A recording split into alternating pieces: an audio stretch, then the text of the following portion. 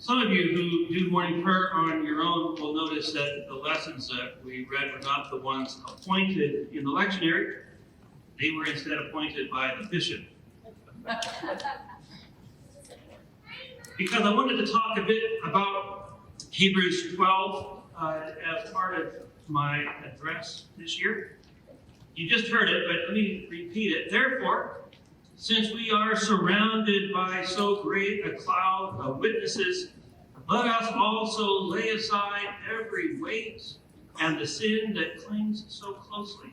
And let us run with perseverance the race that is set before us, looking to Jesus, the pioneer and perfecter of our faith, who for the sake of the joy that was set before him endured the cross, disregarding its shame, and has taken his seat at the right hand of the throne of God. When I was a priest, and actually even now that I'm a bishop, every now and then when I'm getting into the pulpit to preach, I have this little flash of imagining what would happen if all the characters in the book of Lesser Feasts and Fasts suddenly showed up in the pews in front of me for my sermon. This Lesser Feasts and Fasts is a book that we use that contains the saints and other worthies that we remember and celebrate. And I wonder what would it be like if I looked out here at convention and I saw St. Augustine over here, and Jean of Norwich over here, and John Calvin, and Martin Luther, and Catherine of Siena, and Karl Barth, and Dietrich Bonhoeffer, the whole crazy quilt three-ring circus that is the saints. I hope that anytime I'm preaching or teaching, that I would not embarrass them too much. And if I disagree with them, that I'd be able to explain why I see things differently than they see things, but do so faithfully. It doesn't hurt that many of those characters did not agree with one another. In fact, some of them would not have recognized one another as fellow Christians. But still, I want to be faithful to them. We are surrounded by a great cloud of witnesses. And friends, we here in the Diocese of Fond du Lac are also surrounded by a more particular cloud of witnesses. We are not the largest diocese by a long shot. We are not the oldest diocese by a good many years. But we are a diocese with a rich and storied history, a great cloud of witnesses.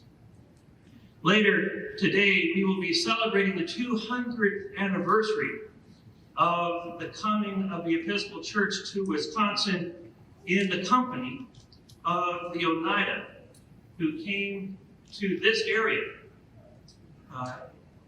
from New York.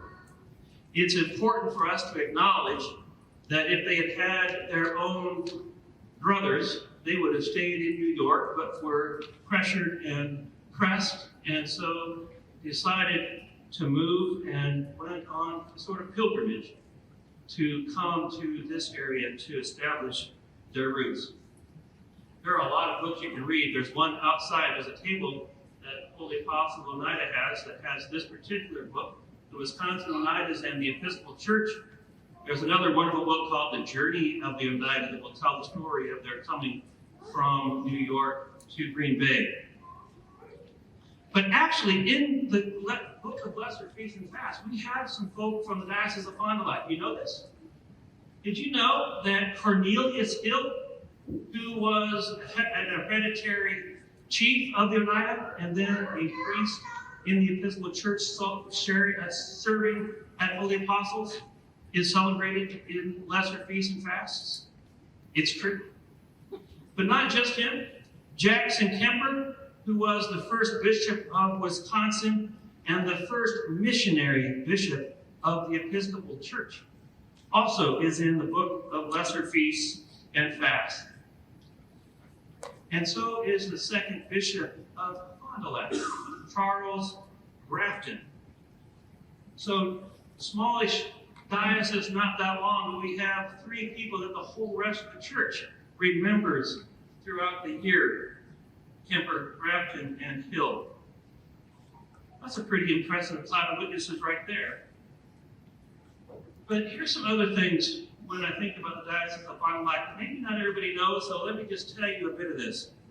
We have a rich and varied relationship with monastic communities in the Diocese of Fond du Lac.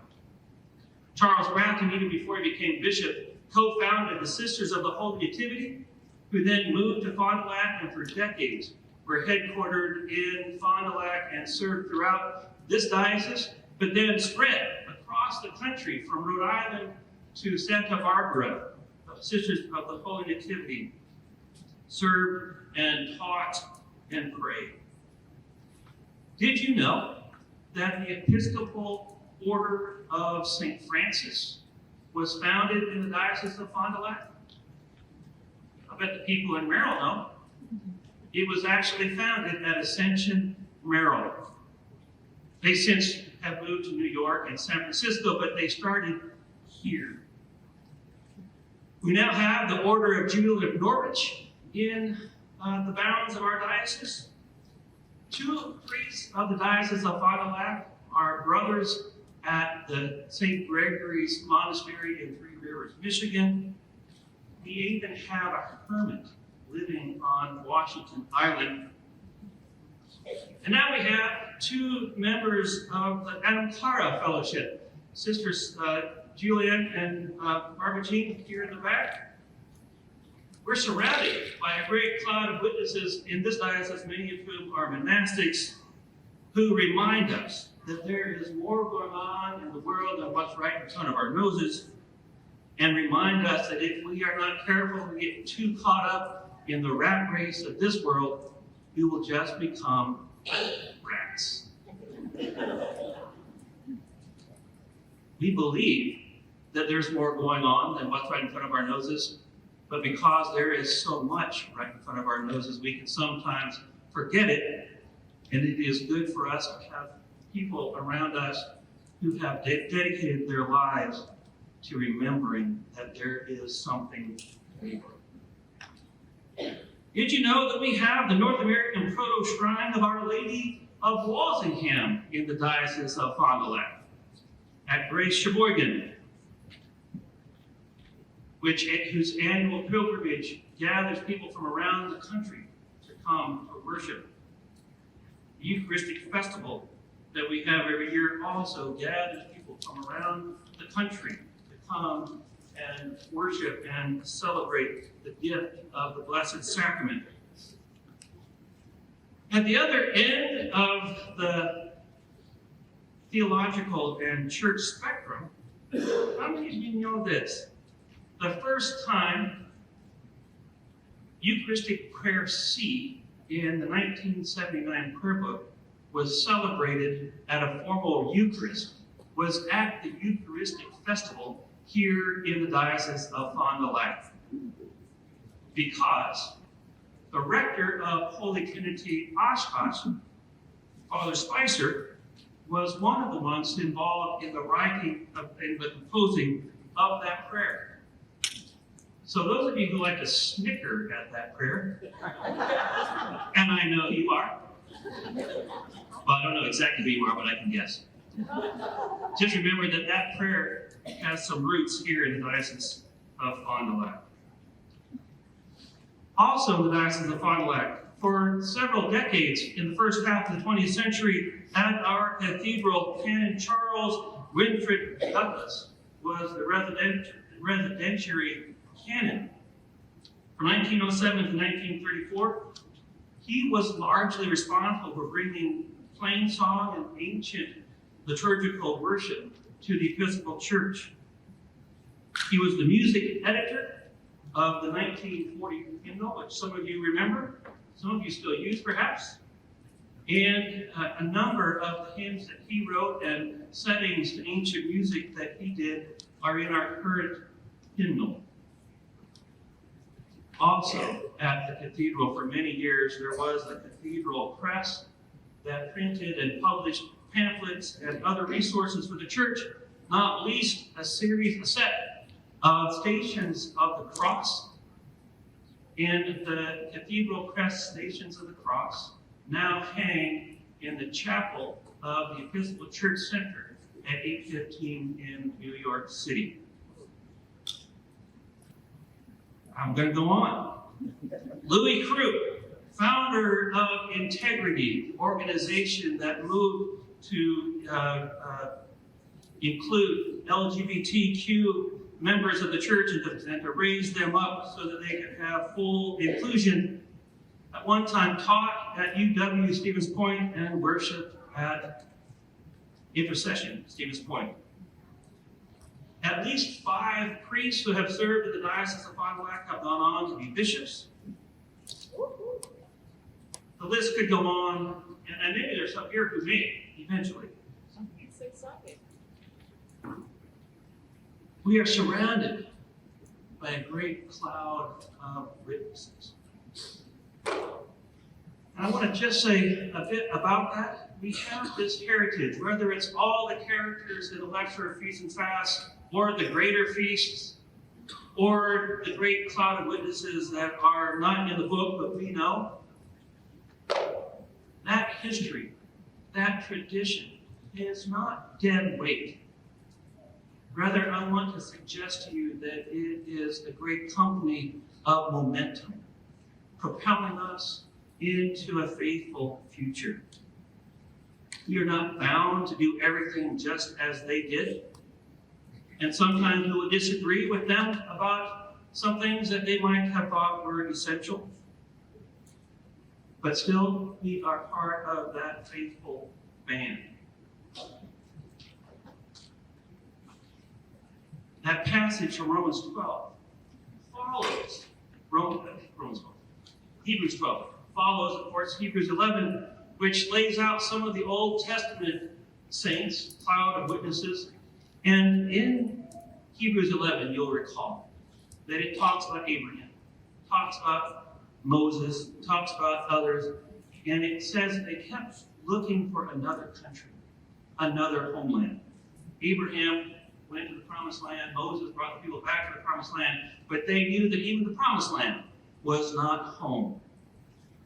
They knew that they were, as Hebrews 11 says, strangers and foreigners looking for a homeland.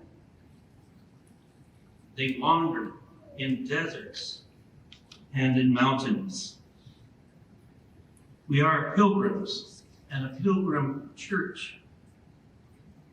And as the folk who just got back from Israel know, pilgrimage is not always easy. Much that is unexpected can happen, and sometimes you do wander through deserts and mountains, sometimes not of your choosing, literal or metaphorical. And we are now part of that pilgrim band, the folks who went before us, cheer us on as we take our turn in the great pilgrimage of faith, continuing to head towards that heavenly city, the New Jerusalem, the kingdom of God. And as I said, pilgrimage is not always easy. And friends, I really do believe that our pilgrimage is going to take us in the next decades into some rough territory. There is a lot going on in the world that is going to make it harder and harder. There are challenges that we are going to be living through. We are continuing to make our way out of COVID, sort of kind of out. We don't know how out we are or not. But the whole world seems discombobulated and on edge. And when people are discombobulated and on edge, they don't always act out of their best self. And that includes me. And I suspect it includes you. The church continues to decline in numbers, and that's true for us here, but it's true for everywhere and just about every church.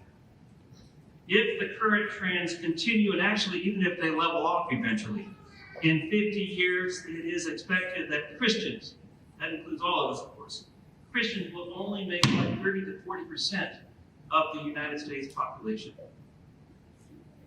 Which means it will be harder to continue to be faithful when you are surrounded by a world that does not understand what it means or why. We are faced with secularism, individualism, consumerism, relativism, and a deep divisiveness, all of which infect our imaginations, and if we're not careful, will shape how we engage the faith and engage one another. The whole world order feels shakier than it has felt in a very long time.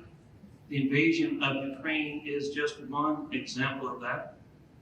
Democracy across the globe seems to be threatened in one way or another, and our own democracy feels shakier than it has felt in decades. We know, we were reminded in 2008, 2009, that our economy is always sort of on the brink of falling apart. Not just the ebb and flow of the market and employment and inflation, but beyond that, deep uncertainty. And even folks who have jobs often lack security, and it is harder and harder to find a living wage for many, a work that pays a living wage. And the internet and social media, for all the gifts and wonders that they bring, have a pernicious dark side that continue to mess with us all. And we need to learn going forward how to engage those technologies in ways that are fruitful and not damaging. So that all sounds kind of depressing. But Jesus didn't promise that if we followed him, all was going to be rosy. And that great cloud of witnesses that has gone before us pilgrimaged through some really hard times. And if we are headed into hard times, we can be assured that that great cloud of witnesses continues to cheer us on, and that Jesus, the pioneer and perfecter of the faith, goes before us and walks alongside us. And we are still making our way here in the Diocese of Fond du Lac. Continuing, as I said, to find our way out of COVID, or find our way in continuing in this phase of COVID. Attendance in many places is not back to what it was before COVID. In some places it is. In some places in the diocese it's back and better. Giving has continued to be about the same. So given all that we have been through, the fact that many of our churches, most of our churches, continue to have a budget that is pretty much what it was or better before COVID, is a testament to the faithfulness in this diocese. People are finding their way back into engagement one way or another. Ministry in the communities of our several congregations continues. The hungry are being fed. Backpacks for students are being filled. People who do not know and have not known that they belong know that they belong and are welcome.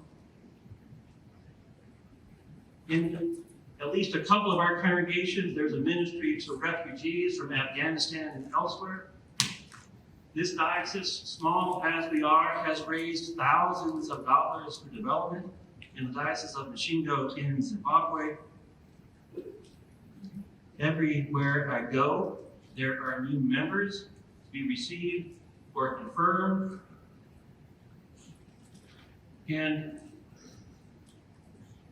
almost without fail, in every congregation that I visit, there is an energy and a spirit of hopefulness and life that is undeniable.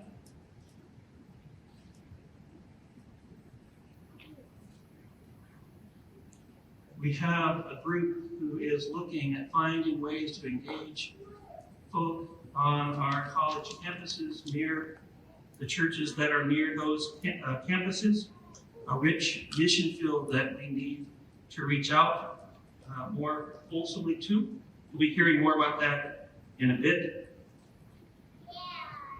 We have one congregation that is experimenting with being both Lutheran and Episcopalian, or at least worship together now and figuring out what it looks like going forward. This is the diocese that has a rich tradition, but it's a diocese that out of that rich tradition is not afraid to try new things. We have a fabulous camp ministry, really the envy of many other dioceses across the church. Over the last few years, our camp ministry has welcomed folk from the other two dioceses in Wisconsin, and we will continue to do that no matter what comes next.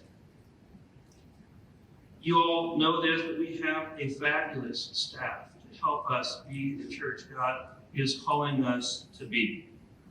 Matthew Payne, you all know, wears several hats and sometimes puts on even more than he's supposed to put on because things need doing, and he is somebody who likes to get things done.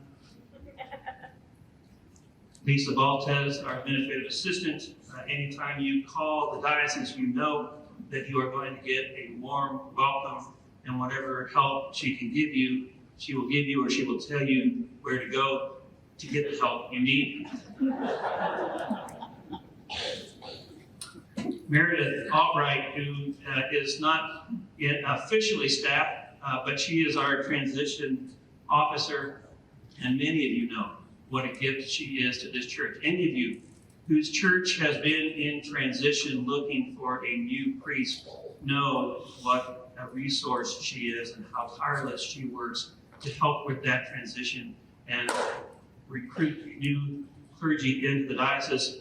And many of you wearing collars are here because of Meredith's faithful ministry.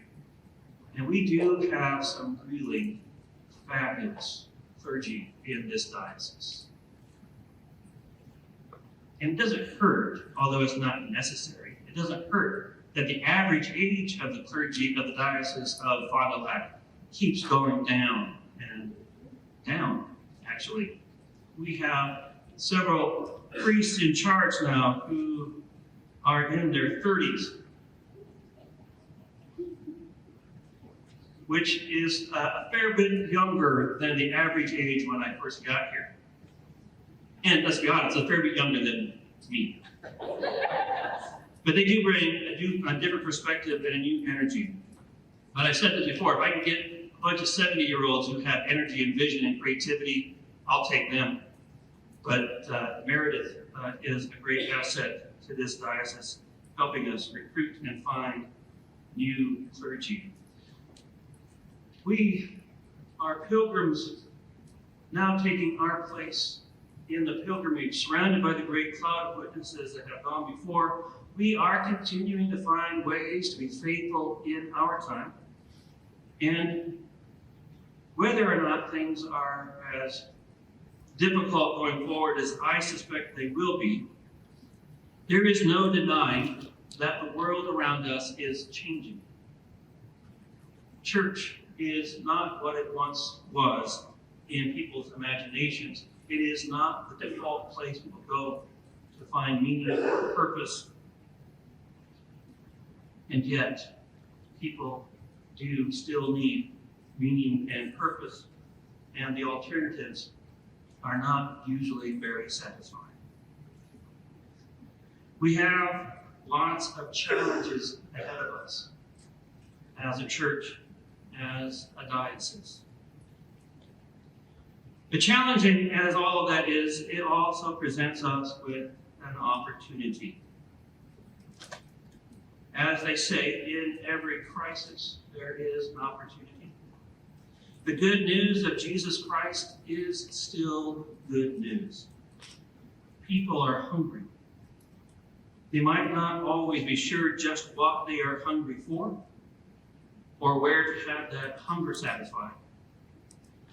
And it is not always obvious to them that the church is such a place. And God help us, we have not always been good at offering something that looked all that appetizing. But people are hungry. People are yearning for belonging. There is an epidemic of loneliness in this country, only exacerbated by COVID.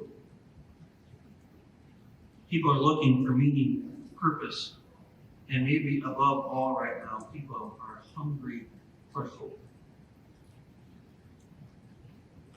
And friends, we who have tasted and seen the Lord is good, know that we have something to offer. There is good news in Jesus Christ. There is hope. And there is peace that passes understanding. We have good news to share. The Holy Spirit is active in the world and in our lives. And the Anglican tradition, as we have it in the Episcopal Church, has particular gifts in the way we express that good news. You need to take a good look at where things might need to change and where to carry our heritage forward. You all know that we are in conversation about proposed reunion with the other two dioceses of Wisconsin. That is not a done deal. Let me just be clear about that. It is not a done deal. We have decided to pursue it and to prayerfully discern. I will be honest with you and say that I think it's a very good idea. In fact, I think the opportunity that we have before us is a providential opportunity. And I think the church in Wisconsin will be stronger if we go forward with it.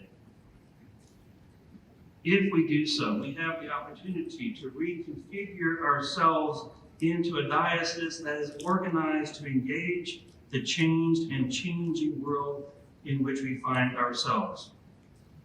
I do not think we are currently organized to face the new realities before us. We can combine our financial and human resources in a diocese organized for mission, evangelism, and public witness and discipleship. We can organize ourselves to better support each of our existing congregations. And we can encourage, cultivate, nurture, and perhaps finance new communities of worship and discipleship. Some which might look like conventional congregations, some which might look quite different. We can form disciples prepared to live faithfully in these times. We can encourage and train lay leadership. We can find ways to faithfully and responsibly use new media to reach people we might not otherwise reach. We can become more Catholic. Not just in the sense of our worship and piety, important as those might be. And let me just say that the Fond du Lac is so Catholic that we've got high church Anglo-Catholic incense every Sunday and praise band, low church worship. That's Catholic.